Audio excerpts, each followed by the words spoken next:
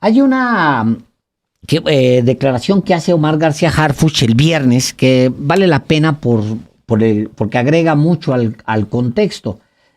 Habla él, por ejemplo, de esta idea, pues, de que si atacan las cabezas, sí se fragmentan las organizaciones, pero al mismo tiempo, pues, no tienen el mismo poder. Tenemos ese video, ¿no? Vamos a escucharlo y regresamos.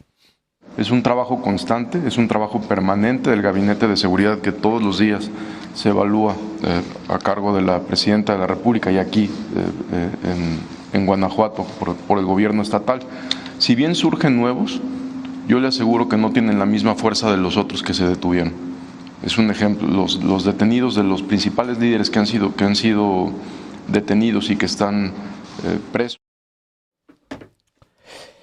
Bueno, eso es lo que se da, lo que dice Omar García Harfuch el viernes. Es importante porque efectivamente, pues te da una idea. Así cuando le pegas a las cabezas de los cárteles, pues hay una fragmentación y en ocasiones, como sucedió en el cártel de Sinaloa, pues un enfrentamiento entre las distintas fracciones por la hegemonía, digamos, del cártel. Pero al mismo tiempo también se pierden muchos, con el abatimiento de estas cabezas, se pierde mucho del control que tenían estos individuos en lo personal. Solamente va a haber un Mayo Zambada, Álvaro, que tenga relación pues con los distintos actores políticos y militares, etcétera, los que ha corrompido durante décadas. Solamente hay un Mayo Zambada. Ya los demás pues tienen que construirlo otra vez y pues son contactos que llevan décadas. A eso se refiere Omar García Harfuch en esto. Ahora, el cártel Jalisco Nueva Generación en particular tiene fue siempre una fuerza mucho más, digamos, de combate. Ese es su origen y ese es hacia donde evolucionó, que una fuerza, digamos, de relaciones públicas. El cártel Jalisco Nueva Generación, a diferencia, por ejemplo, del cártel de Sinaloa o la vieja Federación o el mismo cártel de Juárez, pues es una fuerza combatiente, es un grupo, digamos, de sicarios que se fue extendiendo mucho en esta idea de las franquicias, entre comillas, que operó los Zetas. Los Zetas lo que hizo fue abriendo, digamos, una especie de franquicias en las entidades y en las ciudades importantes para pedirles simplemente una renta sobre actividades a desarrollar.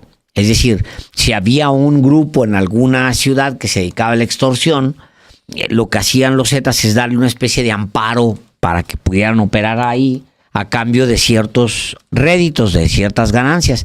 Y esto fue copiado en la última década, al mismo tiempo que el cártel de los Zetas fue cayendo, el cártel Jalisco Nueva Generación fue creciendo a la par, tomando parte de estas actividades que desarrollaban los Zetas. Los cárteles más longevos de México han sido siempre los que son capaces de combinar las dos fuerzas. Una fuerza muy por llamarla de alguna forma, de relaciones públicas y otra fuerza, pues sí, de sicariato. Por ejemplo, el cártel del Pacífico que evoluciona en el cártel de Sinaloa es un cártel que siempre tuvo abogados a su servicio, gente que hacía relaciones públicas, literal, con las autoridades.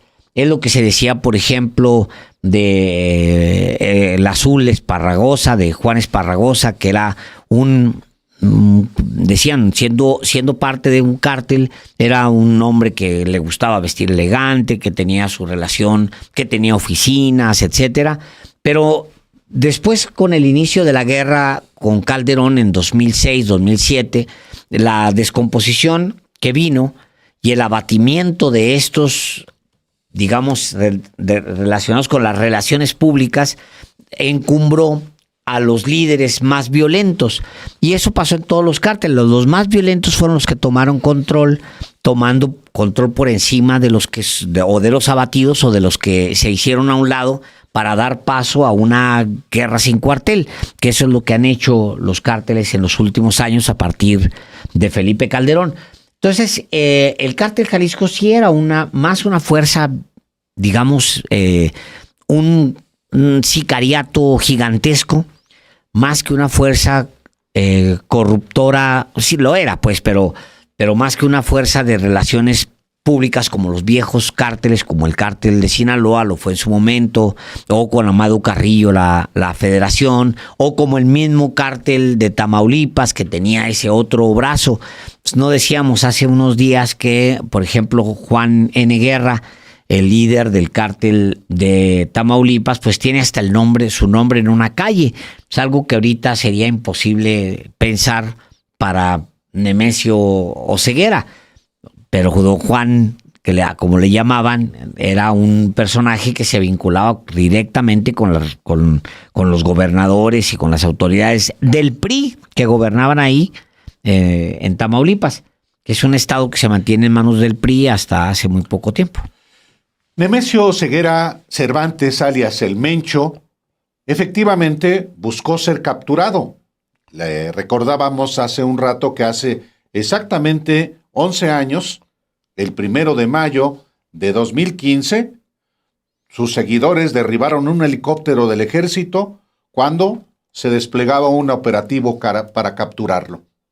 Pero 3 años antes de esa ocasión, en agosto de 2012, Nemesio Oseguera Cervantes, alias El Mencho, fue capturado por agentes del estado de Jalisco cuando el gobernador era Emilio González Márquez del Partido Acción Nacional. Fue detenido y fue también liberado. Eso ocurrió, le decía yo a usted, la noche del 25 de agosto y la madrugada del 26 de agosto de 2012. Fue detenido Nemesio Oseguera Cervantes y de manera inexplicable fue dejado en libertad.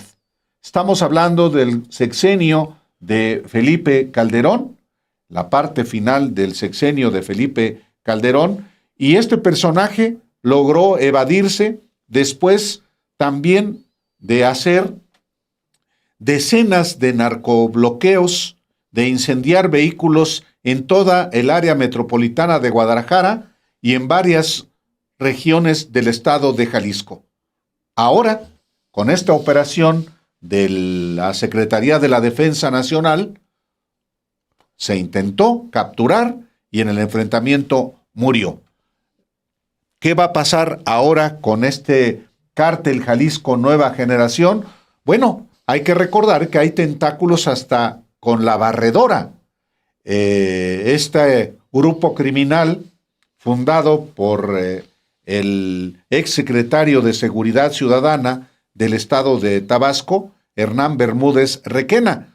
Su segundo al mando en esta organización fue el Mamado. El Mamado, sí. El Mamado fue capturado en Tlajomulco de Zúñiga. Correcto, sí. En el estado de Jalisco.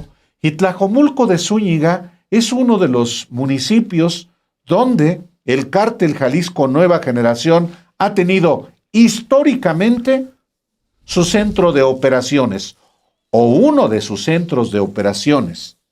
Y no podemos perder de vista tampoco que Tlajomulco de Zúñiga es un municipio que ha sido gobernado por el partido Movimiento Ciudadano desde que su primer presidente, llegó por el PRD, fue Enrique Alfaro Ramírez, el ex gobernador de Jalisco, que fue alcalde de Tlajomulco, luego alcalde de Guadalajara capital y luego gobernador durante los 6 años, cuando en el área metropolitana de Guadalajara miembros del cártel Jalisco Nueva Generación protagonizaron tiroteos, y no solamente tiroteos, asesinatos. Repartían hasta despensas como en la pandemia, Alejandro. Correcto, sí. Y el alcalde de Zapopan era entonces el actual gobernador de Jalisco, Pablo Lemos. Fíjate.